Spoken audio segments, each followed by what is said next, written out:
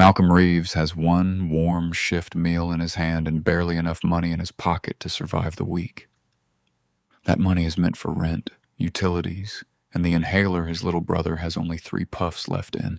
If he keeps walking, his family eats tonight. If he gives this meal away, they don't. Then he sees her.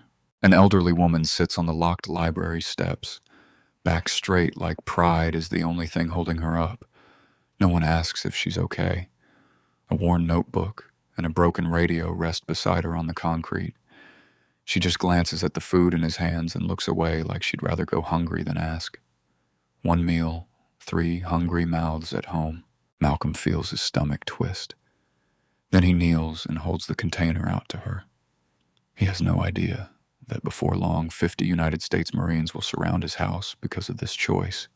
Before we go any further, comment where in the world you are watching from and make sure to subscribe because the next story is one you don't want to miss. The kitchen was dim in the dim light as Malcolm Reeves moved quietly through their small rental home. The cabinets creaked softly as he opened them, taking inventory of what remained. Half a box of cereal, 2 eggs, a heel of bread, and some nearly expired milk. He'd make it work. He always did.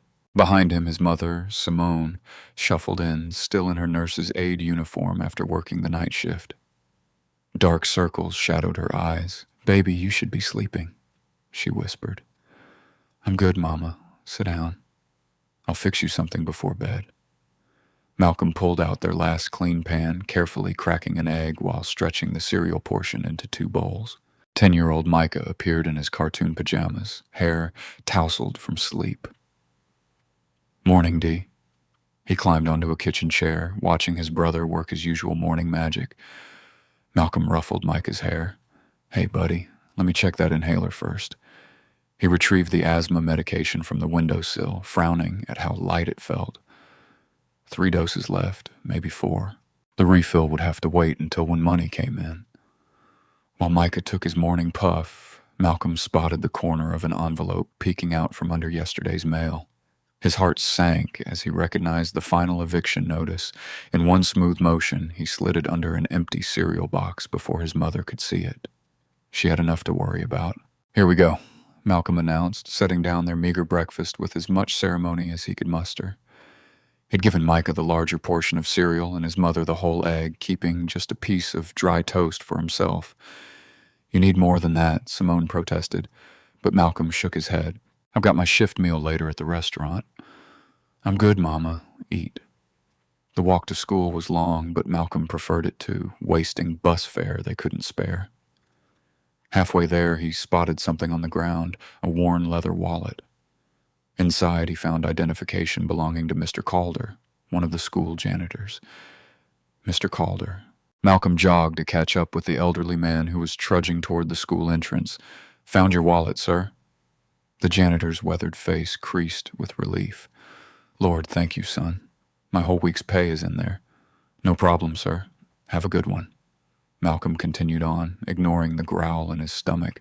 Near the school, he noticed Mrs. Henson, their elderly neighbor, struggling with her walker at the bus stop. Her hands shook as she tried to check the schedule. "Mrs. Henson, you heading to the clinic?" She nodded, squinting at the bus times. "Can't make out these numbers anymore." Malcolm reached into his pocket, feeling his last bus transfer, the one he'd been saving for his ride to work. Without hesitation, he pressed it into her hand. "Here. This will get you there and back. But don't you need—" "I like walking," he assured her with a smile. "Stay safe, Mrs. Henson." The morning assembly was already underway when Malcolm slipped into the auditorium. Principal Aldridge stood at the podium, his expensive suit a stark contrast to the worn school surroundings. "Exciting changes are coming to our community," Aldridge announced, his polished voice echoing. "The revitalization initiative will bring new opportunities." Malcolm listened with growing unease. Revitalization meant rising rents. Opportunities meant pricing out families like his. His hand brushed against the folded apprenticeship application in his pocket, his secret hope for getting them ahead. But it needed Principal Aldridge's recommendation, and Aldridge had made it clear what he thought of students from certain backgrounds. The school day dragged by, each class punctuated by the hollow feeling in Malcolm's stomach. Finally, the last bell rang, and he headed straight to his dishwashing job at Bellamy's family restaurant. Steam and the clatter of dishes filled the hot kitchen as Malcolm worked, his arms submerged in soapy water. The shift meal was what kept him going, not just for himself, but for who needed it most. The shift meal was meatloaf with mashed potatoes and green beans. His mouth watered at the thought, but his mind was already working through the math. Mama needed energy for her night shift. Micah was a growing kid, and he'd seen Miss Lenora huddled on the library steps, looking thinner than ever. As his shift ended, Malcolm stood at the back door of the restaurant, holding the single foam container of food. The weight of it felt like gold in his hands. His stomach cramped with hunger, but he thought of his mother's exhausted face, his brother's growing frame, Miss Lenora's dignity even in desperation. One meal, 3 hungry people. Malcolm gripped the container tighter, weighing his choice. The evening sun cast long shadows across the cracked sidewalk as Malcolm hurried past the old library building. Its boarded windows and faded closed for renovation sign had become a permanent fixture in the neighborhood. His legs ached from standing all day at the dishwashing station, but he couldn't slow down. The last bus home would leave soon, and he needed to get this food to his family. That's when he saw her. An elderly woman sat on the library steps, her back straight, despite the cold concrete beneath her. Her clothes were worn but clean, and her gray hair was neatly combed back from her face. A broken radio sat beside her, its antenna bent at an odd angle. But it was the way she stared at the restaurant's dumpsters across the street that made Malcolm's steps falter, like looking at them physically hurt her. He recognized that look. It was the same one his mother wore when she thought no one was watching. The silent calculation of need versus pride. The woman's eyes snapped to him as he hesitated. They were sharp and alert, missing nothing. Her gaze flickered to the foam container in his hands, then away again, her jaw tightening. Malcolm glanced down at his watch. The bus would be leaving soon. If he missed it, it meant a long walk home. Micah would be waiting, probably already doing homework at the kitchen table. Their mother needed to sleep before her night shift. The foam container felt heavy in his hands. Inside was half a meatloaf, mashed potatoes, and green beans, still warm from the kitchen. He'd planned to split it between Micah and his mother, with maybe a few bites left for himself. Before he could talk himself out of it, Malcolm approached the steps. Up close, he noticed more details. A well-worn tote bag kept carefully clean, a small notebook with neat handwriting visible on its open pages, and shoes that had been recently polished despite their age. "Evening, ma'am," he said softly, kneeling down to her level. "I work at Bellamy's back there. Would you like to share some dinner?" The woman's eyes narrowed. "I don't take handouts, boy." "It's not a handout," Malcolm said. "It's my shift meal, too much for just me." He kept his voice casual, respectful. She studied him for a long moment, her gaze taking in his school identification badge, his dishwashing uniform, the careful way he handled the container. Her eyes lingered on his hands, clean but rough from hot water and industrial soap. "What's your name?" she asked finally. "Malcolm Reeves, ma'am." "Lenora Grayson," she replied. "Miss Lenora to most folks." She paused, then added with unexpected fierceness, "Don't you dare offer me money. Food is kindness. Cash is control. There's a difference." Malcolm nodded, understanding completely. He opened the container and carefully tore the napkin in half, making each piece neat and presentable. With practiced movements, he divided the food evenly, arranging it so each portion looked full. Miss Lenora watched this process with unwavering attention. "You've done this before," she observed. It wasn't a question. "Yes, ma'am." She accepted her half of the napkin and food with dignity. "You'll miss your bus?" she noted, nodding toward the stop down the street. Malcolm stood, brushing off his knees. "Yes, ma'am." That's all right. Somebody waiting on this food at home. He hesitated. They'll understand. Miss Lenora's expression softened almost imperceptibly. Better get walking then, Mr. Reeves. Malcolm turned to go, but her voice stopped him. You seasoned this yourself? No, ma'am. Bellamy's kitchen.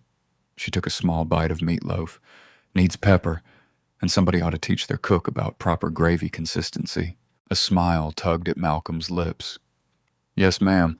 I'll pass that along. The walk home felt longer than usual.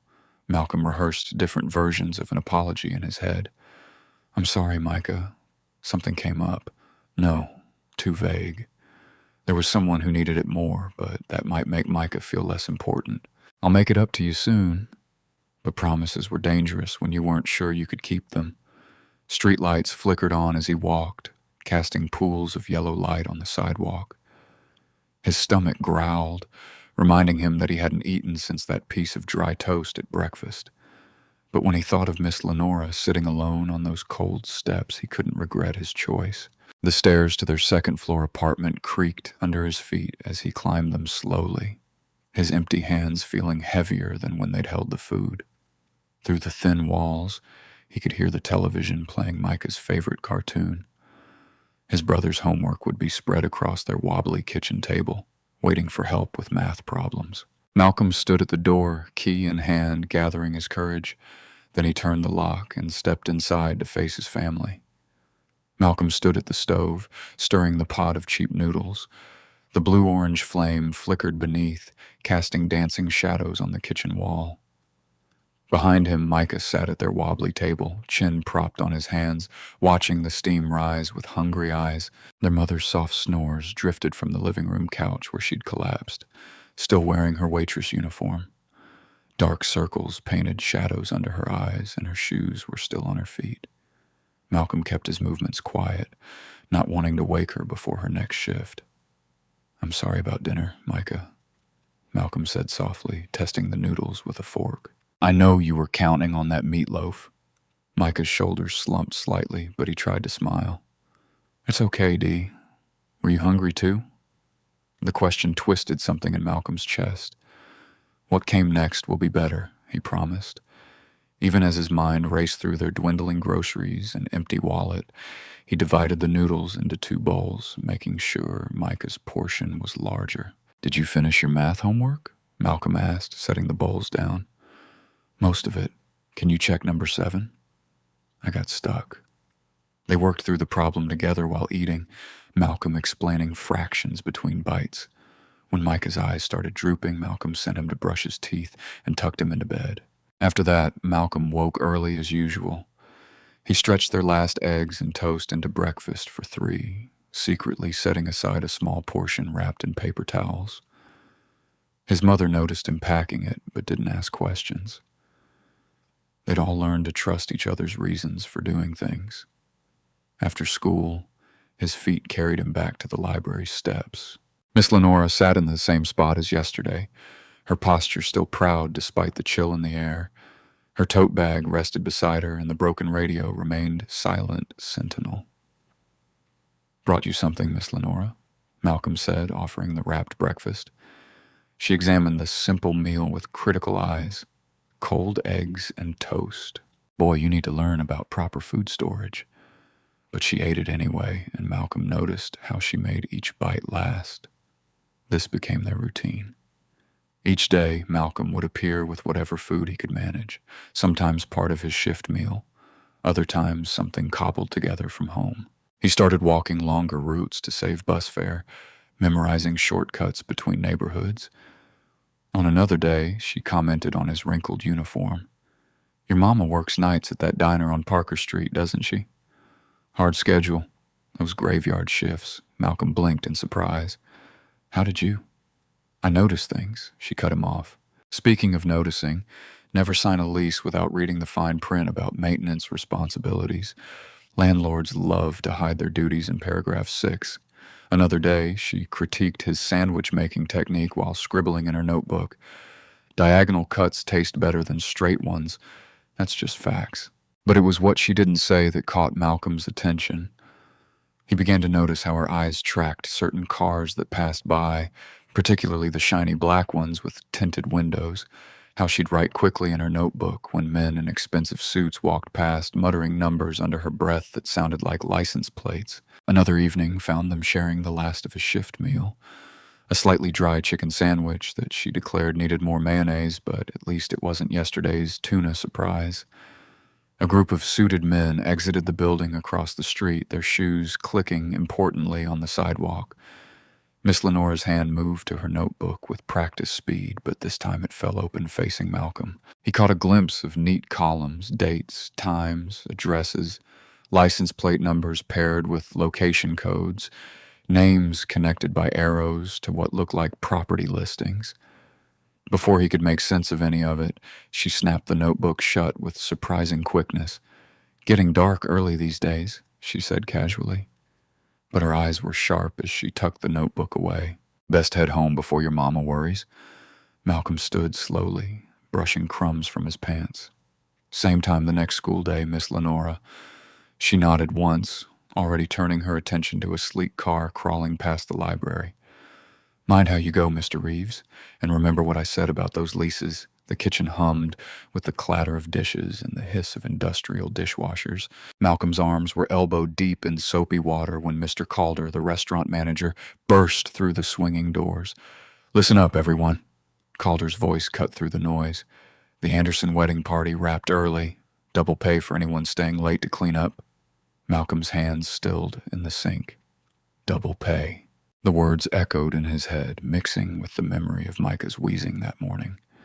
The inhaler was almost empty, 3, maybe 4 puffs left. His mother's next paycheck wouldn't stretch far enough to cover a refill. "And get those catering trays to the dumpster," Calder added, already turning away. "Health code says we can't keep them." Malcolm dried his hands slowly, watching as servers wheeled in cart after cart of barely touched food, perfectly good sandwiches, fresh fruit, whole trays of grilled chicken and roasted vegetables that had never made it to the reception floor. His stomach churned, and not from hunger. He thought of Miss Lenora on her library steps, of the old man who slept in the bus shelter on 4th Street, the teenage girl who hung around the park with her little sister, both of them too thin, too quiet. The decision crystallized in his mind like frost on a window. He knew it was wrong. Technically, legally wrong. But there was a different kind of wrong pressing on his conscience, a heavier kind that came with watching good food die while good people went hungry. Malcolm moved carefully, deliberately. He grabbed clean takeout containers from the stack by the prep station, containers meant for garbage anyway. His hands were steady as he transferred portions of food, making each container a proper meal. Not too much, not too little, just enough to keep someone's dignity intact while filling their stomach. "What are you doing back there, Reeves?" One of the other dishwashers. "Taking out trash," Malcolm answered, which wasn't exactly a lie. These containers were headed for the dumpster one way or another. He worked quickly, efficiently, the way his mother had taught him to pack lunches when money was tight. One container for Miss Lenora.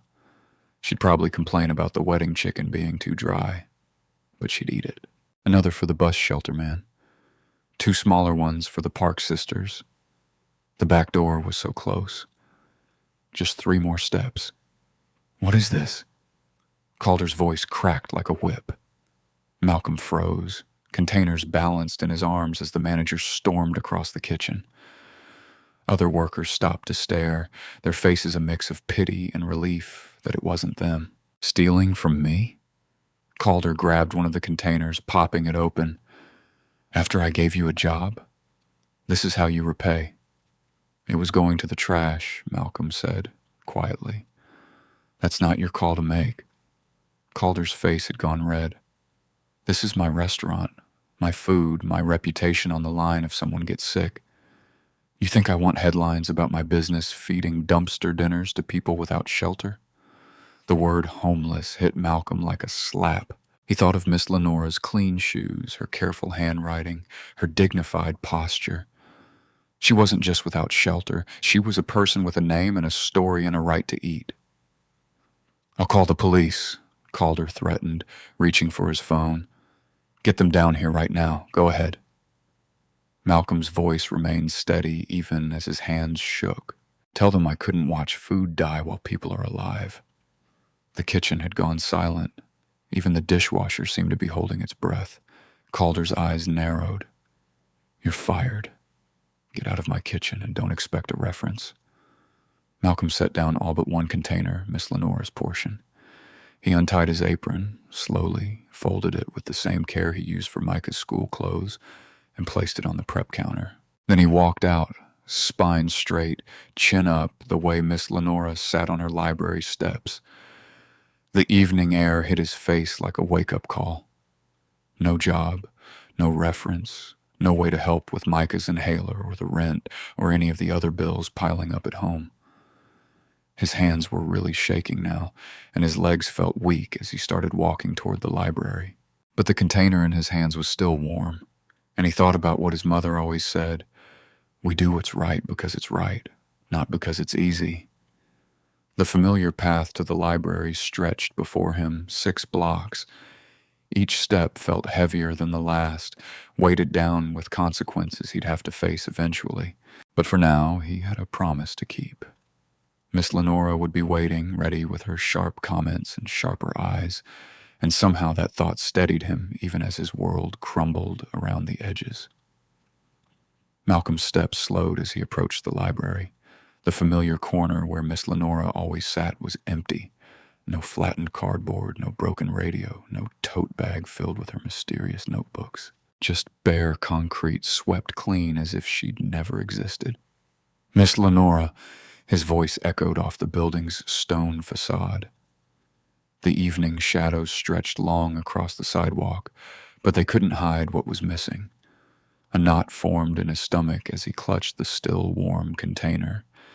He set it down carefully where she usually sat, then began searching the surrounding blocks, the alley behind the library, the small park across the street, the covered bus stop where she sometimes took shelter during rain. Nothing. The food was getting cold, but Malcolm couldn't stop looking. He checked the convenience store where she'd occasionally buy coffee with carefully counted change. The cashier shook his head. Hadn't seen her all day. The sandwich shop owner, who sometimes slipped her day-old bread, hadn't noticed her either. Darkness was settling in as Malcolm made his way to St. Mark's shelter, 6 blocks over. The intake volunteer flipped through her logbook, frowning. "No one by that name or description today." "Sorry, honey." The underpass near the railroad tracks was next. Malcolm had seen outreach workers there before, talking to people who avoided the shelters. He picked his way carefully down the slope, shoes crunching on gravel. "Miss Lenora?" he called into the shadows. A few people stirred in their makeshift camps, but none were her. One man wrapped in a tattered blanket looked up. "The lady with the radio?" he asked. "Haven't seen her since morning." Something was different, though. She packed up real careful, not in a hurry. Malcolm's chest tightened. He thanked the man and climbed back to street level, his mind racing. Miss Lenora never left her spot before dark, never packed up her few possessions unless rain threatened, and she definitely never disappeared without warning. There was one more person to ask. Malcolm jogged back to the library, hoping to catch Mrs. Marlowe before she finished locking up. The librarian had worked there for years.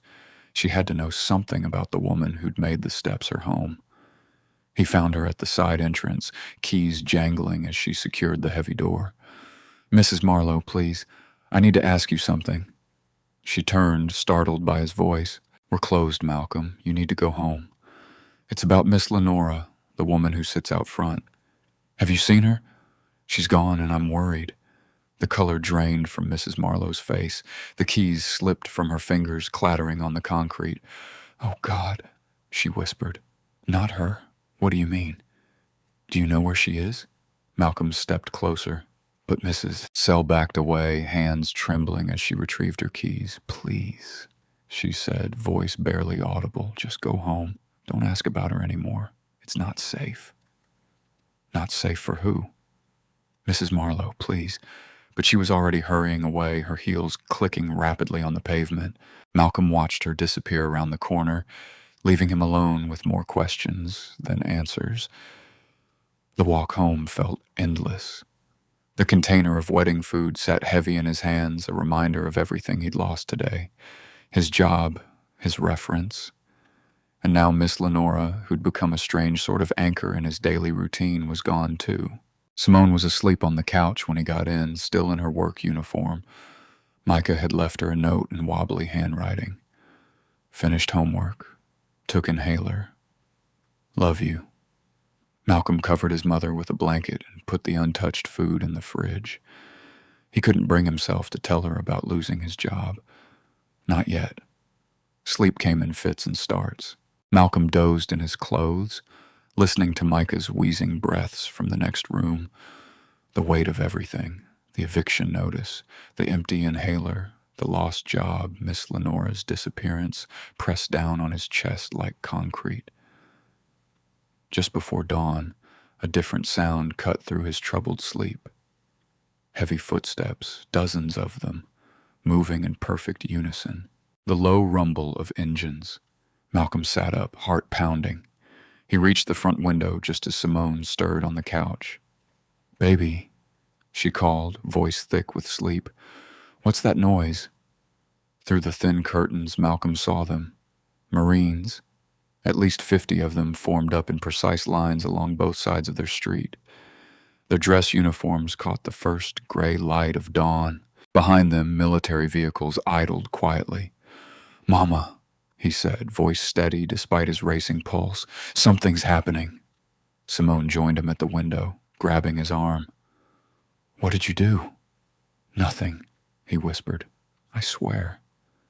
A tall figure stepped forward from the formation. Even without the commanding presence of his uniform, Gunnery Sergeant Raphael Mercer would have drawn every eye on the street. He moved with contained power, purpose in every step. Malcolm opened the front door before the knock came. Simone's fingers dug into his shoulder as Mercer's voice rang out, clear and formal. "Malcolm Reeves." "Yes, sir." The gunnery sergeant's expression was unreadable as he extended a crisp, white envelope. "We are here because of the woman you fed." Simone pulled Malcolm closer as Mercer continued, his next words changing everything. "She left instructions. If anything happened, we were to come to you." The Marine stood at perfect attention as Malcolm stepped onto the front stoop, his mother's presence warm behind him. The morning air felt electric, charged with possibility and uncertainty. Gunnery Sergeant Mercer's presence commanded respect without demanding it, his bearing both formal and reassuring. "May we speak inside, Mr. Reeves?" Mercer asked, noting the growing crowd of neighbors peering from windows and porches. "I assure you we're not here to cause trouble." Darius glanced at his mother. Simone's hand trembled slightly as she nodded, stepping back to let them in. The small living room seemed to shrink as Mercer entered, his crisp uniform a stark contrast to their worn furniture and patched walls. "Please sit," Simone managed, her voice stronger than she looked. She positioned herself between Malcolm and the door, maternal instinct warring with southern hospitality. Mercer remained standing, holding the envelope with careful reverence. "Miss Grayson, the woman you knew as Miss Lenora, entrusted this to us with specific instructions. She was very clear about who should receive it." Malcolm accepted the envelope, noting the weight of the paper, the precise creases. His name was written in familiar handwriting, the same neat script he'd glimpsed in Miss Lenora's notebook. With steady hands, he broke the seal and unfolded the letter. "Dear Malcolm, you stubborn, beautiful child. If you're reading this, I'm gone. Don't waste time looking. I knew when it was time to disappear. What matters is why I chose you. You brought me food like it was normal. No phone cameras, no speeches about salvation, no demands for my life story or performances of gratitude. Just food given freely, even when it cost you. Listen carefully. The world will try to turn your kindness into a headline or a hustle. They'll want to make it cute, make it trend, make it sell. Don't let them. Kindness isn't currency, it's oxygen. It keeps people alive. You reminded me the world still has decent people. That's rarer than gold these days. Take care of what I left behind. It matters more than you know. Lenora Grayson, postscript. Your seasoning needs work, but your heart is perfect. Malcolm folded the letter carefully, aware of the weight of Mercer's gaze. The room felt too small and too large at once. Miss Grayson was more than she appeared, Mercer explained, his voice softening. She maintained a connection to a legacy project, one that several fallen Marines believed in deeply. It involves community support, educational opportunities, and what she called lifelines for neighborhoods like this one. Simone sank onto the arm of their shabby couch. Why, my son? Because he proved himself without knowing he was being tested, Mercer replied. Miss Grayson watched this community for years, waiting for someone with the right character to trust. She was particularly impressed by how your son handled losing his job yesterday. Malcolm felt his mother stiffen. You lost your job. For feeding people, Mercer interjected smoothly. He chose dignity over compliance. That's exactly what Miss Grayson was looking for. The formation outside maintained their respectful stance as sunrise painted the street gold. Through the window, Malcolm could see Mrs. Ellery from next door watching in her bathrobe, phone pressed to her ear. There's more to discuss, Mercer continued, producing a business card with the Veterans Center address. We'd like you to meet us there later today. Everything will be explained in detail. He paused, making eye contact with Simone. Ma'am, I give you my word as a Marine. This is an opportunity, not a trap. The Marines departed with the same precision they'd arrived with, each offering a crisp salute as they passed the front door. The rumble of their vehicles faded into the morning traffic, leaving the street eerily normal, as if the whole thing had been a dream. Malcolm sat at their small kitchen table, turning the business card over in his hands. The embossed letters caught the light. Veteran Service Center, Building 17. Simone stood behind him, her hands gentle on his shoulders. Baby, she whispered, her voice carrying years of hard-learned caution and desperate hope. Whatever this is, we don't mess it up. The morning sun streamed through their window, catching dust motes and making them dance like possibilities. Miss Lenora's letter sat between them, its edges sharp and clean, holding secrets neither of them could yet imagine. The kitchen clock ticked steadily. Outside, the neighborhood buzzed with speculation.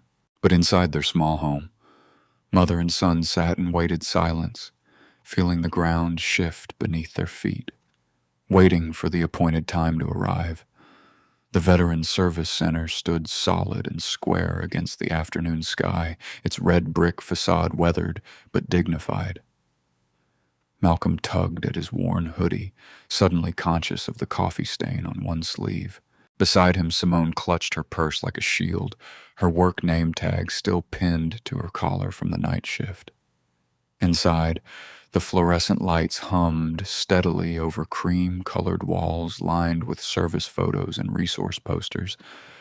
A desk sergeant directed them to Building 17, his eyes softening when Malcolm mentioned Gunnery Sergeant Mercer's name. The conference room felt both official and tired, standard government-issue furniture that had seen better days. Malcolm chose a plastic chair that didn't wobble, while Simone perched next to him, back straight, ready to protect her son at the first sign of trouble. Mercer arrived precisely on time, accompanied by a woman in pressed civilian clothes whose bearing marked her as military. Mr. Reeves, Mrs. Reeves? Mercer nodded respectfully. This is Sergeant First Class Corinne Hale, retired. She oversees our community outreach programs. Hale's handshake was firm, but warm. Thank you for coming, she said, settling into a chair across from them. Her movements were efficient, practiced, but her eyes held genuine kindness. I understand this morning was quite a surprise. That's putting it mildly, Simone murmured, her fingers still tight around her purse strap. Hale smiled, acknowledging the understatement. She opened a folder marked with Malcolm's name. Let me be direct about why you're here. Miss Grayson Lenora was connected to several programs designed to create opportunities for young people in this community. Real opportunities, not photo ops. She laid out documents, one by one. Apprenticeship listings, tutoring schedules, legal aid, contact information. We offer structured support, job placement, educational assistance, housing, advocacy. There's also a scholarship fund that's been dormant for years. Lenora helped establish it originally. Why haven't we heard about this before? Simone asked, leaning forward to study a brochure. The programs exist quietly, Mercer explained. We're not here to create feel-good stories or recruitment propaganda. This is about honoring promises made by Marines who believed in building community lifelines. Hale nodded. Lenora was our eyes and ears. She watched for young people who showed real character, not just good grades or clean records, but genuine integrity. People who would use these opportunities to lift others up. Malcolm thought about the library steps, about sharing his last meal. She was testing people. Observing, Hale corrected gently. She kept detailed notes, dates, names, patterns of behavior. When she saw someone worth investing in, she documented everything. She slid an application form across the table. We'd like to offer you an interview slot for the apprenticeship program. It includes technical training and union certification options. Additionally, she glanced at Simone. We can help with immediate needs through our emergency assistance fund, like replacing an inhaler. Simone's breath caught. How did you... Lenora noticed everything, Mercer said quietly. She mentioned your younger son's health concerns in her notes. Hale produced another form. This is preliminary paperwork just to start the process. Take your time reading it. We honor Lenora's principles here. Malcolm remembered Lenora's stern voice. Never sign anything you didn't read twice. He studied each page carefully while Hale continued explaining programs and possibilities. His mother's tension gradually eased as Hale answered questions about timelines and requirements. There's one more thing, Hale said, her tone shifting slightly.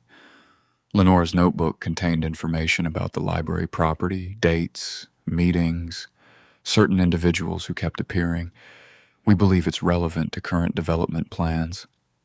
We received an eviction notice, Simone admitted, finally opening her purse to retrieve the crumpled paper. The whole block is being revitalized. Hale examined the notice, her expression hardening. This timing isn't coincidental. I can connect you with a housing attorney this evening. The Marines take care of their own, and Lenora made it clear you're now part of this family. Malcolm sat straighter, feeling the weight of that inclusion. On the wall behind Hale, a faded photograph showed Marines building a school somewhere dusty and far away. Their faces were tired, but determined, focused on creating something lasting. Later, they emerged into the late afternoon sun. Malcolm held a folder labeled Reeves' Next Steps, its contents promising more than just his future. His mother walked beside him, her shoulders lighter despite exhaustion. The bus stop bench offered a moment to breathe, to process. The folder felt solid in his hands, not a dream, not a trick, but something real, something earned through small acts of kindness that hadn't seemed significant at the time. A transit authority worker passed by, sweeping cigarette butts from the sidewalk. Without hesitation, Malcolm reached into his backpack and offered the man his last granola bar. Some habits, he realized, were already permanent. The kitchen seemed brighter somehow, despite the flickering overhead light that needed fixing. Micah sat at the worn Formica table. His shoulders relaxed as he took steady breaths from the new inhaler. The old wheezing sound that had haunted his chest for weeks was finally quiet. Better? Malcolm asked, watching his brother's face carefully. Micah nodded, managing a small smile. Way better. It doesn't hurt anymore. Simone moved between the stove and sink, stirring a pot of rice. The familiar smell of butter and salt filled their small kitchen. For once, she wasn't counting portions or stretching meals. The Veteran Center had also provided grocery assistance, along with the medical aid. Did you see how fast they got this to us? She marveled, shaking her head. Same day. I've never seen paperwork move that quick before. Malcolm picked up his phone, scrolling to find the apprenticeship program number. His hands weren't shaking anymore when he dialed. A friendly voice answered on the second ring. Veterans Workforce Development, this is Tessa. Hello, this is Malcolm Reeves. I'm calling to confirm my interview time. Of course, Mr. Reeves, you're scheduled for your appointment with Mr. Valdez in Building 17. Do you need directions or bus route information? No, ma'am. I remember how to get there. Thank you. Simone watched him end the call, pride mixing with lingering worry on her face. That appointment works. I'll be back from my shift to watch Micah. I pressed my good shirt, Malcolm said, trying to sound confident. The blue one from Aunt Celeste. The rice started to simmer, filling the kitchen with steam. Micah took another clean breath, tucking the inhaler safely in his pocket. For just a moment, everything felt possible, like the morning's Marine formation had opened a door to a different future. The letter carrier's heavy knock shattered their peace. Later, Malcolm signed for the certified envelope, his stomach dropping at the sight of their landlord's return address.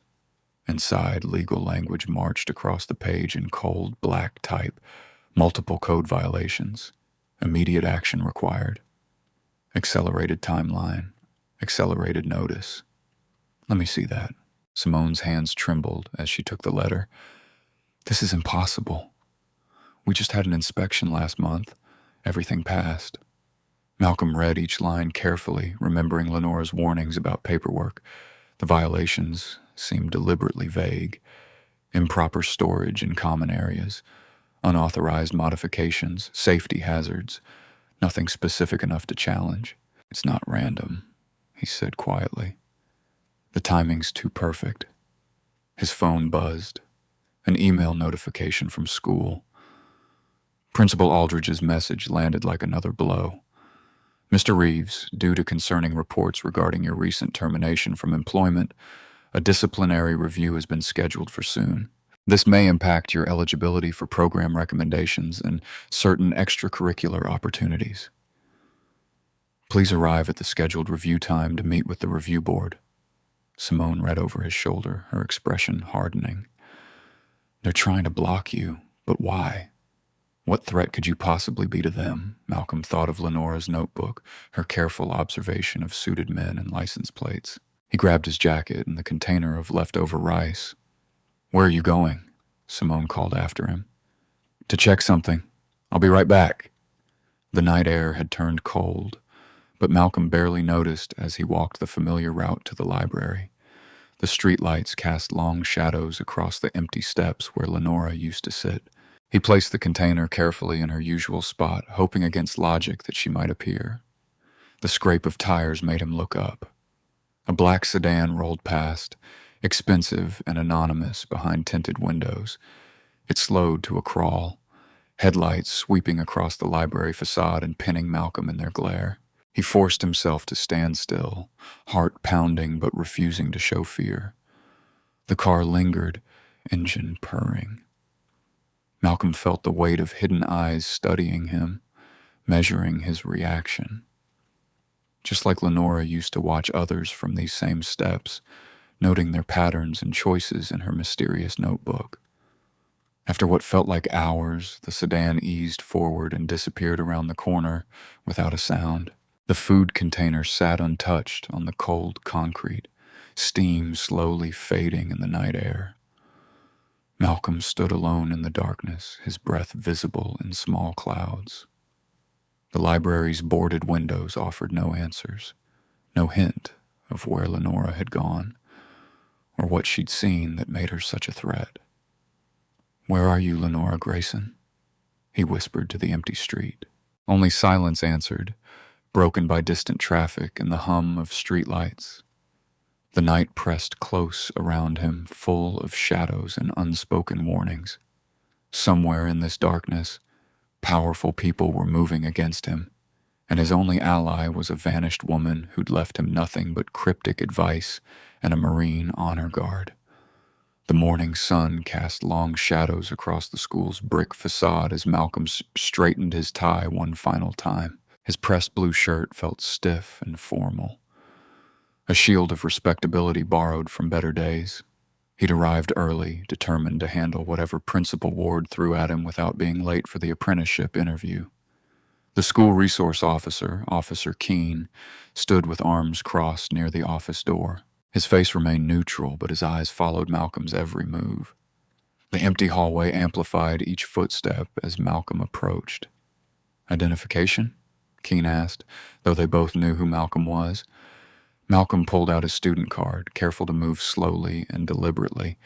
The plastic felt slick against his nervous fingers. Go on in. Principal Aldridge is expecting you. The office smelled of coffee and copy paper.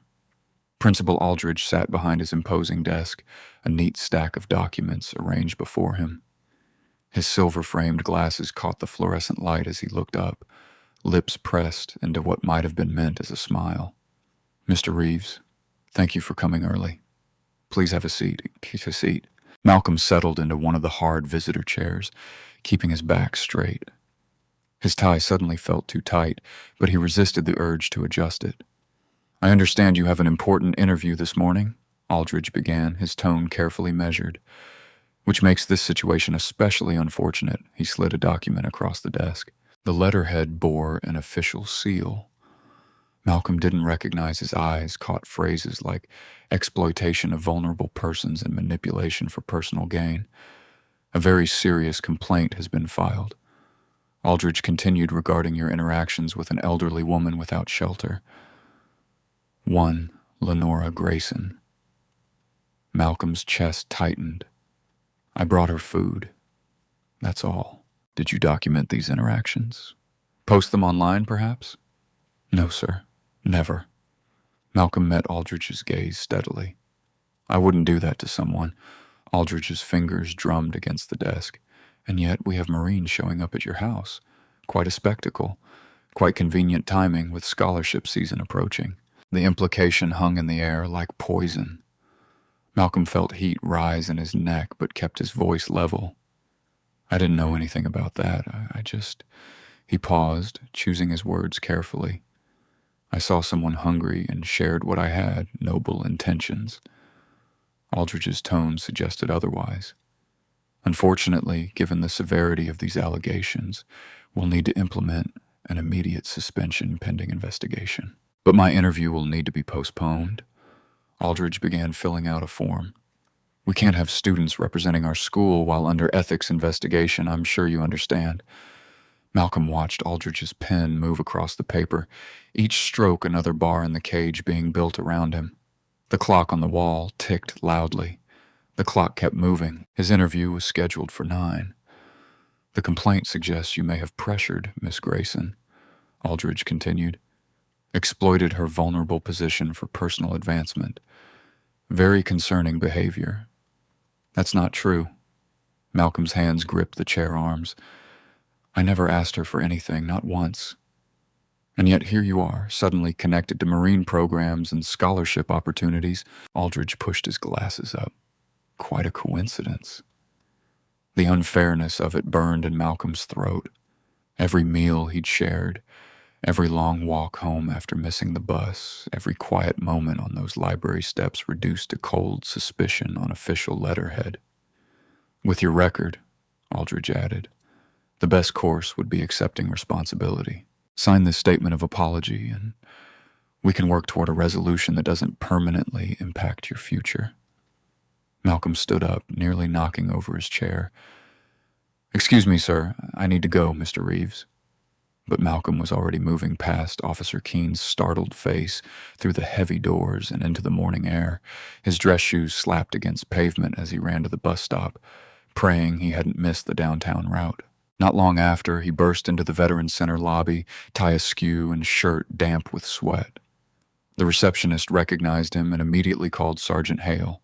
Hale took one look at his face and ushered him into her office. She read the complaint quickly, her expression darkening. I know this signature, she said, tapping the bottom of the page. Conrad Bellamy. He's been trying to buy that library property for years. Claims he'll build luxury apartments. Principal Aldridge wants me to sign an apology, Malcolm explained. Says it's the only way to avoid suspension.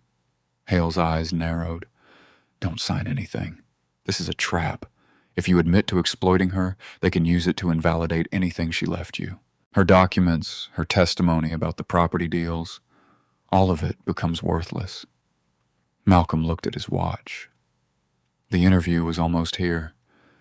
His interview would start very soon across town. I should call them, he said quietly. Explain why I can't make it. Hale reached for her phone. I can help reschedule, but Malcolm, this fight might cost you the position. Are you sure? Malcolm thought of Lenora's proud posture on those library steps, how she'd refused to beg or perform gratitude for kindness. He straightened his tie one final time. I will not lie about Lenora Grayson, he said firmly, even if it cost me everything. The legal aid office was smaller than Malcolm expected, with manila folders stacked high on every surface and a window unit fighting the afternoon heat. Ellis Rowan, the housing attorney, sat behind a desk that had seen better days. His tie loosened and sleeves rolled up as he examined their paperwork. This eviction notice timing is no coincidence, Rowan said, spreading out the documents. They're moving unusually fast, citing violations that weren't issues during previous inspections. Simone shifted in her chair, her work uniform wrinkled from an overnight shift. Can they really throw us out that quick? Not legally, no, but they're counting on you not knowing that. Rowan pulled out a highlighter. See these dates? They're trying to bypass standard notice periods. The speakerphone crackled with Gunnery Sergeant Mercer's voice, similar pattern to other properties near the library. Push people out fast. Minimal paper trail. Simone's hands twisted in her lap. What if we just take whatever deal they offer? At least we'd have somewhere to live. Mama, no. Malcolm leaned forward. If we sign their papers, we help them bury the truth about Lenora. The truth won't keep us warm, baby. Simone's voice cracked. Sometimes you have to bend to survive. Rowan held up a hand. Before anyone signs anything, we need to find Miss Grayson. Her testimony could stop both the eviction and the complaint against Malcolm. Our networks are checking Veterans Affairs facilities, Mercer said through the phone. But she's smart. Probably used an alias. Makes it harder to track her. Malcolm closed his eyes, remembering Mrs. Marlowe's face at the library. The fear, but also something else. Guilt. Maybe. I need to try something, he said. The librarian knows more than she's saying.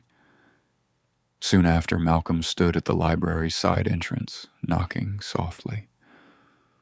Mrs. Marlowe's face appeared in the narrow window, pale and drawn. She cracked the door just enough to whisper, "Please go away. I can't help you. You saw what happened to her, didn't you?" Malcolm kept his voice gentle. The night she disappeared. Mrs. Marlowe glanced over her shoulder, though the library was empty. I shouldn't. She trusted me with food every day. Now I need to make sure she's safe. Something in Mrs. Marlowe's expression crumbled. She slipped through the door, hugging herself in the afternoon heat. It was late. After closing, she began. I was leaving through the back when I saw the ambulance. No sirens, just lights. Her voice dropped lower. She was conscious, arguing with them about her bag, but they took her anyway. Did you hear where? Mrs. Marlowe reached into her cardigan pocket with trembling fingers. I found this by the curb after they left. I should have said something sooner, but she pressed a torn paper into his hand. I was scared. People who ask too many questions about Lenora tend to have problems.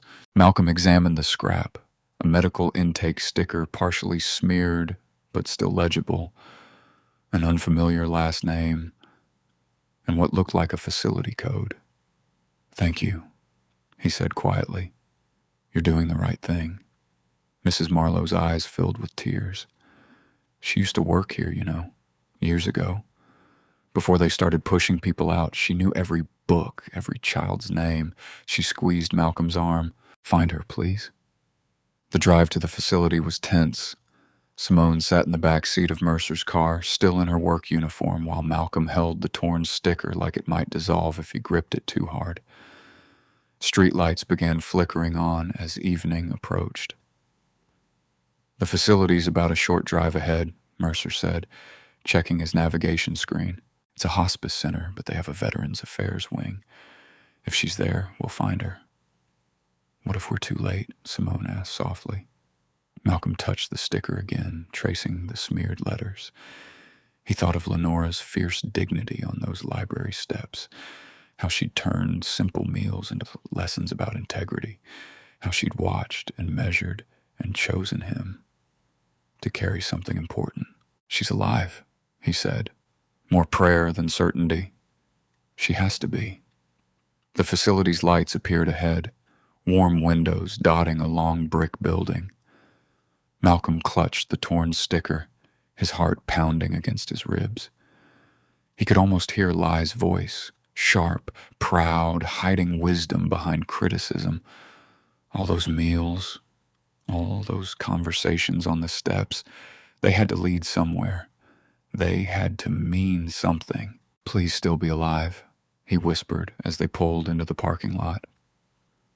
The sticker trembled in his fingers, a fragile map to whatever truth Lenora had been protecting all along. The fluorescent lights of the hospice center hummed overhead as Malcolm approached the reception desk, his mother and Gunnery Sergeant Mercer close behind. The evening shift nurse, her name tag reading Tanya Lewis, looked up from her computer with practiced politeness. "May I help you?" she asked, eyes moving cautiously between Malcolm's worn hoodie and Mercer's crisp uniform. "We're looking for a patient who may be registered under an alias," Mercer said, stepping forward. "It's a sensitive matter involving veteran affairs." Nurse Lewis's expression tightened. "I'm sorry, but patient privacy protocols." "Ma'am?" Mercer interrupted gently, pulling out a folder. "We have documentation, emergency contact protocols authorized by the patient herself." He slid several official-looking papers across the desk. Malcolm held his breath as the nurse examined each page, her forehead creasing. The antiseptic smell of the facility made his stomach turn, or maybe it was the fear of what they might find. Simone's hand found his shoulder steady, despite her exhaustion. "These appear to be in order," Nurse Lewis finally said, though uncertainty lingered in her voice. "Room 214. But please understand if the patient is sleeping or doesn't wish to see visitors." "We understand," Mercer assured her. "We'll follow all protocols." They followed the nurse down sterile hallways, their footsteps echoing against linoleum floors. Each room they passed held stories of endings, of lives winding down beneath thin blankets and beeping monitors. Malcolm's heart hammered against his ribs. Room 214's door stood half open. Nurse Lewis knocked softly before entering. "Miss Thompson, you have visitors." Malcolm stepped into the room and his breath caught. Lenora lay in the hospital bed, smaller than he remembered, tubes running from her arms to clicking machines. But her eyes, those sharp, measuring eyes, opened and found him immediately. "Well," she said, voice rough but strong. "Took you long enough." Relief flooded through Malcolm as he moved to her bedside. Before he could speak, her hand shot out and gripped his wrist with surprising strength. "You still feeding people?" she demanded. Tears pricked at Malcolm's eyes. "Yes, ma'am. Every chance I get." "Good boy." Her fingers tightened. "They tried to stop you yet?" "The restaurant fired me," Malcolm admitted. "And now there's some complaint." "Of course there is." Lenora's laugh turned into a cough. "They're scared, baby. Scared because I chose right." She shifted in the bed, eyes moving to Mercer. "You brought the papers?" "Yes, ma'am." Mercer produced another folder. "Everything's secure." Lenora nodded, then turned back to Malcolm. "Listen close, because I'm only saying this once.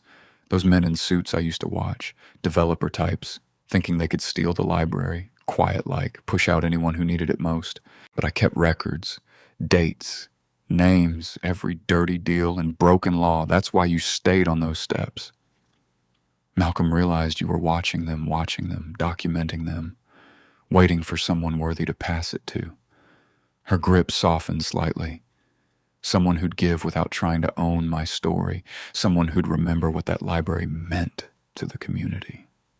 Simone stepped closer. "But why target Malcolm with a complaint?" "Simple," Lenora said.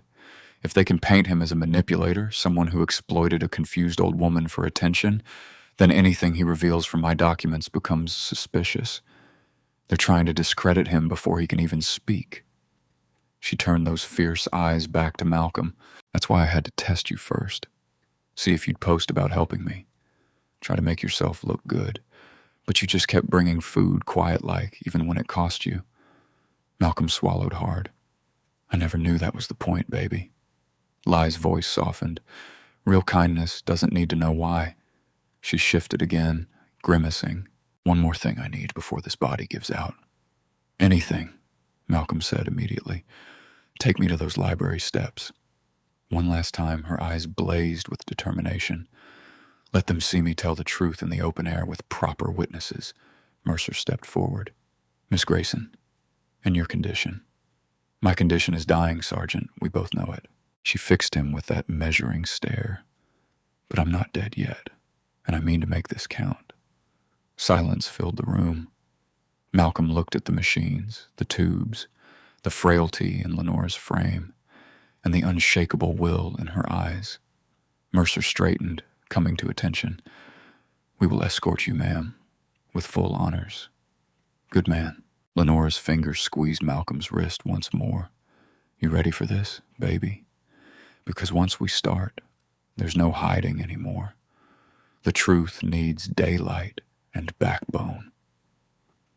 Malcolm looked at his mother's worried face, at Mercer's solemn nod, at the fierce determination in Lenora's eyes. He thought of all the meals shared on those steps, all the quiet conversations that had been building to this moment. Morning light filtered through the threadbare curtains of the Reeves' living room, casting long shadows across the worn carpet. Malcolm sat on the edge of the sofa, his mother perched nervously beside him. Attorney Ellis Rowan stood near the window, his briefcase open on the coffee table. The knock at the door was precise, measured. 3 sharp taps that made Simone flinch. Bennett Kincaid entered with the smooth confidence of someone used to getting his way. His suit was perfectly pressed, his smile practiced and pleasant. He carried a leather portfolio that probably cost more than 3 months of their rent. Thank you for agreeing to meet, Kincaid said, settling into the armchair like he owned it. I believe we can resolve this situation to everyone's benefit. Malcolm watched him carefully, remembering Lenora's words about people who smile too hard when offering papers to sign. Kincaid opened his portfolio with a flourish. We've prepared a very generous settlement package. He laid out several documents on the coffee table. First, immediate coverage of your outstanding rent and utilities. Second, a substantial donation to your school's scholarship fund. Third, your current landlord has agreed to withdraw the eviction notice entirely. Simone's breath caught. Malcolm felt her trembling beside him. All we need, Kincaid continued, is your signature on a simple statement clarifying recent events. He slid a paper forward, just acknowledging that Miss Grayson was understandably confused about certain matters and that you may have misinterpreted her needs during your interactions. Rowan stepped closer, eyes narrowing. And the gag order? A standard confidentiality agreement, Kincaid said smoothly, along with transfer of custody for any related materials, personal effects, documents, that sort of thing. For proper archiving, of course. Malcolm picked up the document, forcing himself to read every word twice. The language was dense, but the trap was exactly where Lenora had warned it would be. They wanted her notebook, her evidence, her truth, all buried under legal words that would make him help them hide it. Baby, Simone whispered, her voice cracking. Think about Micah. Think about having a real home again. Malcolm looked at his mother's exhausted face, seeing all the years of struggle etched there. The money would solve so many problems. One signature, and they could breathe again. But Lenora's voice echoed in his mind. Food is kindness. Cash is control. No, Malcolm said quietly, setting the paper down. Kincaid's smile flickered. I'm sorry. I said, no. Malcolm's voice grew stronger. I won't sign that. Perhaps you don't understand the opportunity. I understand exactly what you're offering, Malcolm interrupted. You want me to help you bury the truth, make it look like Lenora was just some confused old woman. So nobody believes what she documented about your deals. Rowan stepped forward. In fact, we'll be filing a protective motion today regarding Miss Grayson's documents and requesting an emergency hearing about witness intimidation. The pleasant mask slipped from Kincaid's face. You're making a serious mistake, young man. This community needs progress, development. We can't let one stubborn boy and a woman without shelter's delusions stand in the way. His voice hardened. You'll be made an example of. Is that what you want? What I want? Malcolm said, standing up. Is to honor the truth. Mr. Rowan, can you drive me to the Veterans Center? Of course. You're throwing away your future, Kincaid warned, gathering his papers. No, Malcolm replied. I'm choosing it. He turned to Rowan. I want to request a formal Marine escort to the library, public official in broad daylight. Let's bring everything into the open. Kincaid's jaw tightened. Without another word, he strode to the door, his expensive shoes clicking against the floor. When he was gone, Simone buried her face in her hands. Malcolm, what have you done? What Lenora taught me to do. Mama read twice. See the trap. Choose dignity. Later, Malcolm sat in Rowan's office signing different papers, documents placing Lenora's evidence under formal protective custody. His hand was steady as he wrote his name. This won't be easy, Rowan warned. They'll fight hard to discredit both you and Lenora. I know, Malcolm said, but some things matter more than easy. He thought of Lenora's fierce eyes in that hospital room, of all the meals shared on those library steps. Sometimes you have to stand in the open and let the truth speak for itself. Late afternoon sunlight slanted across the hospice parking lot as automatic doors whispered open. Nurse Tanya Lewis wheeled Lenora Grayson out carefully, adjusting the thin blanket across her lap. Though frail, Lenora sat straight-backed in the wheelchair, her dignity intact. Gunnery Sergeant Raphael Mercer stood at parade rest beside the entrance, his presence both protective and respectful. 6 Marines in dress uniforms formed a small honor detail behind him, their bearing crisp and formal. Malcolm walked next to Lenora, his hands gentle on the worn canvas tote bag she'd entrusted to him. The bag felt lighter than air, yet he knew its contents carried the weight of years of careful observation and truth. Simone followed a few steps behind, one hand on Micah's shoulder. The boy's fingers twisted in the sleeve of Malcolm's jacket, his eyes wide as he watched the Marines. You nervous, baby? Lenora asked, glancing up at Malcolm. No, ma'am, he answered softly. Just ready. She nodded, satisfied. Good boy. Truth walks better with steady legs. They moved as a group through the streets of town, the Marines maintaining perfect formation around them. The unusual procession drew attention. Neighbors emerged from porches and shops. First curious, then subdued as they recognized the military presence. Some removed their hats, others simply watched in respectful silence. At each intersection, Mercer coordinated with his detail to ensure safe passage. The Marines moved with practiced precision, their boots striking the pavement in perfect rhythm. The sound echoed off the buildings like a heartbeat. Micah whispered, "Dee, why are they all watching?" Because sometimes, Malcolm answered quietly, doing the right thing needs witnesses. As they approached the library, more people gathered. Mrs. Marlowe stood nervously near the steps, wringing her hands. Sergeant First Class Corinne Hale arrived with Ellis Rowan, accompanied by a small group of veterans in civilian clothes. Community members who'd seen the Marines pass through town began to collect at a respectful distance.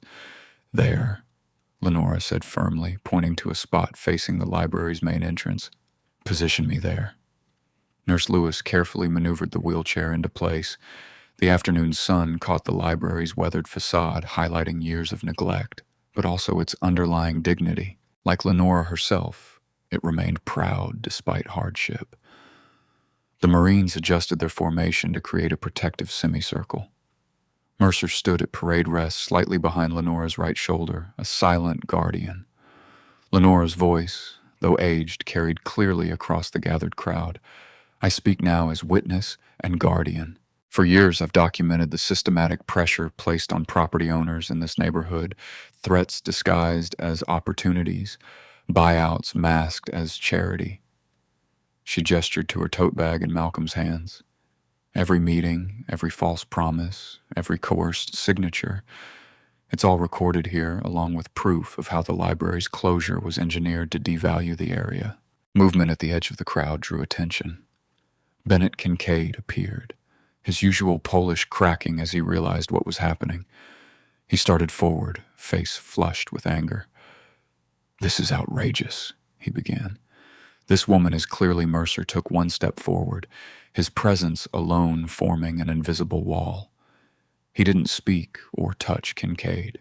He simply stood, steady and immovable. The developer's words died in his throat. Lenora continued, as if there had been no interruption. "I chose my position carefully, watched from these steps as they tried to empty our community, waited for someone who understood that kindness isn't weakness, it's strength."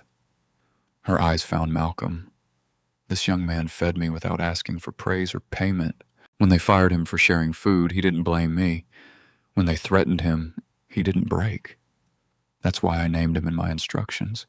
Character isn't what you claim in daylight. It's what you do in shadows when no one's watching." She nodded to Rowan and Hale. "The notebook and supporting documents are to be released to them publicly and officially. Let every page seize sunlight." The crowd had grown larger, phones recording, witnesses gathering. Mrs. Marlowe stepped forward, shoulders straightening as she added her own quiet voice. "I'll testify about what I saw. No more hiding." The setting sun painted the library steps in deep gold as Lenora reached for Malcolm's hand. Her fingers were thin but warm as she covered his palm with hers. "Now they cannot bury it," she said firmly as Rowan approached with an evidence bag, its numbered tag catching the light. The porch light cast weak shadows across their small front yard as Malcolm helped Simone up the steps. Micah clung to his brother's free hand, unusually quiet after the day's events. Inside, the apartment felt different somehow, like the walls held their breath, waiting. "I'll make some tea," Malcolm offered, helping his mother sink into their worn armchair. Her uniform was wrinkled from sitting through the afternoon's confrontation. Before he could reach the kitchen, red and blue lights washed through the front windows. A patrol car crept past their house, moving slower than a walking pace. The officer inside made a point of writing something down, his dome light illuminating his stern face. "They're trying to scare us," Micah whispered, pressing closer to Malcolm's side. "Just watching," Malcolm corrected gently, though his jaw tightened. "Let them watch. We didn't do anything wrong." His phone buzzed with an email notification. Principal Aldridge's message was carefully worded but clear in its threat. "Due to recent concerning behavior and pending investigation of community complaints, you are temporarily removed from regular attendance." Malcolm set the phone down before finishing the message. He'd expected this.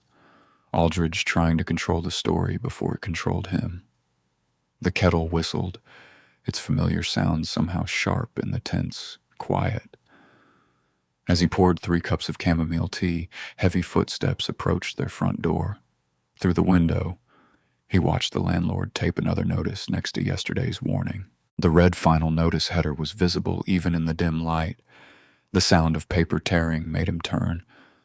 Simone stood with the eviction notice crumpled in her trembling hands, tears streaming down her face. "Why?" she choked out. "Why couldn't you just sign their paper, take their money?" Her voice broke. "We could have been safe, Dee. Micah could have been safe." The words hit him like physical blows, but there was no anger in them. Only a mother's raw fear for her children. "Mama," Malcolm said softly, crossing to her. She let him pull her into his arms, her tears soaking his shirt. "I'm scared too," he admitted, his voice rough every minute. "But if I sold Lenora's truth, if I helped them bury what she fought to protect, that safety would poison us from inside. Some things cost more than money to keep." "But where will we go?" she whispered against his shoulder. Micah wrapped his arms around both of them, pressing his face against their sides. The three Harpers stood together, swaying slightly, when Malcolm's phone rang. Sergeant First Class Corinne Hale's voice crackled with urgency. "Malcolm, the evidence is solid. State investigators are reviewing the library property deals right now. The developer legal team just requested an emergency meeting. They're scrambling." Before Malcolm could respond, she continued, "And Ellis Rowan got your eviction stayed. Emergency injunction. The landlord can't touch you while this plays out." Relief made Malcolm's knees weak. "Thank you," he managed. "One more thing," Hale added. "The apprenticeship coordinator called. They want you in the next step at 9. Said something about demonstrated integrity under pressure being exactly what they're looking for." After the call ended, Malcolm relayed everything to Simone. She sank back into her chair, hands pressed to her mouth. "Baby," she said finally, voice, "I'm so sorry. I forgot what courage looks like." She reached for his hand. "Your daddy would be so proud." "We're going to be okay, Mama," Malcolm promised. "The right way." Later, when Micah was finally asleep and Simone had taken her evening pills, Malcolm stood in the quiet kitchen. He carefully packed a plate with leftover rice and beans, adding a clean paper napkin like he always had for Lenora. The windowsill overlooked the street where he'd first learned to watch for need in others' eyes. He placed the plate there like an offering to memory, to principle, to the strength it takes to feed someone else when you're hungry too. His interview folders sat on the kitchen table, pages neat and ready. Malcolm pulled out a chair, smoothed his palm over the cover, and began reviewing every document with the careful attention Lenora had taught him. What came next would come with its own challenges, but he would meet them honestly, standing upright in his truth. The apprenticeship center lobby smelled of coffee and fresh paint. Malcolm smoothed his borrowed tie, a veteran's donation that Sergeant First Class Hale had helped him knot properly. She sat beside him now, reviewing his paperwork one final time before the interview. "Remember," Hale said quietly, "just tell the truth. Your actions speak for themselves." Helena Cross emerged from her office exactly on time. She had steel gray hair and eyes that missed nothing, reminding Malcolm of Lenora's sharp gaze. Her handshake was firm, but not aggressive. "Come in, Mr. Reeves," she said, gesturing to the chair across from her desk. The office was orderly but lived in, with technical manuals lining the shelves and detailed shipyard drawings pinned to a corkboard. "Your application is strong," Cross began, "but I'd like to discuss the incident at your previous job." She held up the restaurant termination notice. "Tell me what happened." Malcolm took a deep breath. They were throwing away untouched catering trays. "I packed portions for people who needed food, including Mrs. Grayson at the library steps. I knew it might cost me my job, but I couldn't watch good food go to waste while folks went hungry. And you were offered a settlement recently." Cross's pen hovered over her notepad. "Yes, ma'am. Money for rent, school support, and the eviction dropped." Malcolm met her eyes. "But I would have had to lie about Miss Grayson and give up documents that proved wrongdoing. I couldn't do that even though it put your family at risk." "Some things matter more than short-term safety," Malcolm said. "My mama taught me that even if she was scared when I had to prove it." Hale smiled slightly beside him. Cross sat down her pen and leaned back, studying him. "Mr. Reeves, do you know what we value most in our apprenticeship program?" "Skill and dedication, ma'am." "Character," Cross corrected. "We can teach technical skills. We can't teach integrity." She pulled out a fresh form. "You'll start at the first available training slot. The pay is better than your restaurant job, and we provide all safety equipment." Malcolm blinked, his heart pounding. "You're hiring me?" "I'm investing in you," Cross said. "Someone who chooses right over easy, who thinks about others' needs. That's who I want learning our trade." She started writing. "Sergeant Hale will help with the paperwork. Welcome aboard." The rest of the morning passed in a blur of forms and safety regulations. By afternoon, Malcolm had a start date, a uniform allowance, and hope burning bright in his chest. He went straight to the hospice after orientation. The halls were hushed, and Nurse Lewis met him with gentle eyes. "She's been asking for you," she said softly, "but she's very tired today." Lenora lay against white pillows, her fierce spirit still visible but fading like sunset. Her eyes opened when Malcolm took her hand. "Tell me," she whispered. "I got the apprenticeship," he said, "and the investigation is moving forward. Your documents are safe. The truth is coming out." Lenora's thin fingers tightened once around his. A small smile touched her lips, and her eyes drifted closed. Her breathing was peaceful. "Rest now," Malcolm murmured. "We'll keep watch." Time moved forward like water. The investigation expanded, revealing layers of corruption around the library property deals. The emergency injunction became permanent protection for the Reeves family's housing. Principal Aldridge resigned ahead of a discrimination inquiry. Then came the day Malcolm had dreamed of, the library's reopening ceremony. The building gleamed with fresh paint, its steps swept clean. A new sign declared the Grayson Corner Community Resource Center in bold letters. Inside, the transformation was complete. One wing housed tutoring spaces and job search computers.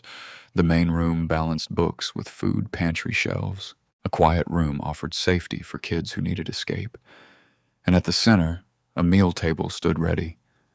Micah proudly helped Malcolm arrange containers of hot food, wearing a small apron with volunteer printed across the front. Simone had signed up for evening shifts, saying she wanted to be part of the change. As dusk approached, Malcolm noticed a teenager lingering near the steps, trying to look invisible despite his obvious hunger.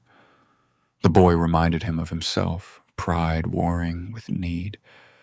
Malcolm filled a fresh plate and carried it outside. A new bench stood where Lenora had once sat, her name carved in simple, dignified letters. He set the plate down gently. The teenager hesitated, shoulders tight with shame. "You don't have to thank me," Malcolm said quietly, echoing words that had changed his own life. "Just eat." This story reminds us that kindness does not have to be loud to change a life. Sometimes the smallest choice, a meal shared, a hand extended, a truth protected, can become the beginning of something much larger than we can see. Every choice has weight, and every action leaves a mark. When we choose compassion over comfort, honesty over fear, and responsibility over silence, we help build a world where people are seen with dignity. Forgiveness, courage, and decency do not erase hardship, but they give us a way to move through it with our hearts still intact. So when life gives you a chance to be kind, take it. You may never know who is watching, who is hurting, or whose future your goodness might quietly help save. I hope you enjoyed that story. Please like the video and subscribe so that you do not miss out on the next one. In the meantime, I have handpicked 2 stories for you that I think you will enjoy. Have a great day.